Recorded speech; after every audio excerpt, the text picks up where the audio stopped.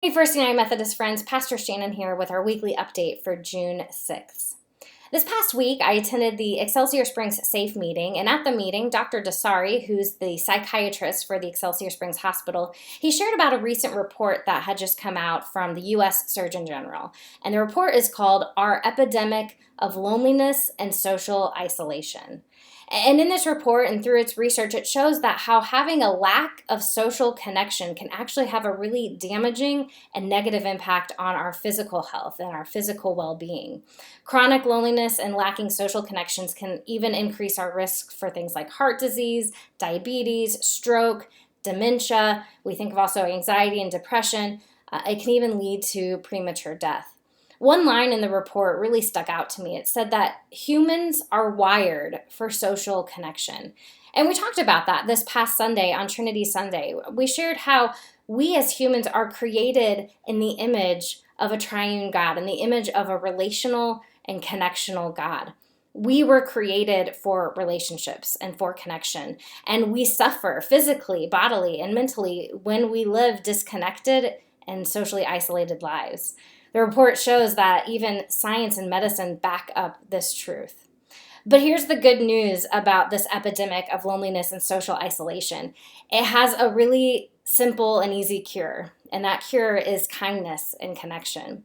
The Surgeon General, he listed 4 really easy ways to overcome loneliness and isolation. The first way is to reach out to others. So answer that phone call from a friend. Send a quick email or a text, even just to say, hey, I was thinking about you. How are you doing? Just wanted to check in on you. Number 2 is to invite someone over for a meal or out to dinner.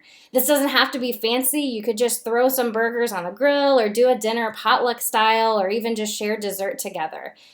This might also be a chance that we can think of our friends who are single or who are widows or widowers who don't necessarily have a lot of connections. Number 3 is to listen and be present fully during conversations. When we talk to each other, it's so easy to get distracted by our cell phones, by a million things going on around us. But when we are sitting down to have a conversation with one another, it's important to really be in the moment and be present with what that other person is saying. And the 4th is to seek out opportunities to serve others. Of course, we at the church have plenty of opportunities to serve. I'm always happy to connect with you if you are looking for a way to plug in, to volunteer, to connect with others. Now, as I was looking through this report and through these suggestions to overcome loneliness and social isolation, I couldn't help but thinking that this looks a lot like what the church is supposed to be doing. Caring for others, serving one another, enjoying fellowship and community together, reaching out to people who live alone. I thought it was amazing how this report that, was put out by a secular agency, that was focused on more of the medical research, it actually confirms all the things that we see Jesus telling us to do in Scripture. I found it really fascinating. I'll include some links below in case you are interested and want to learn a little bit more. As a reminder, I will be out this Sunday. I'll be participating in the Missouri Annual Conference. I will be sad to miss you all. I hope you have a great service, but I am very excited to represent you, First United Methodist of Excelsior Springs, at Annual Conference alongside Kent Powell, who is our lay leader.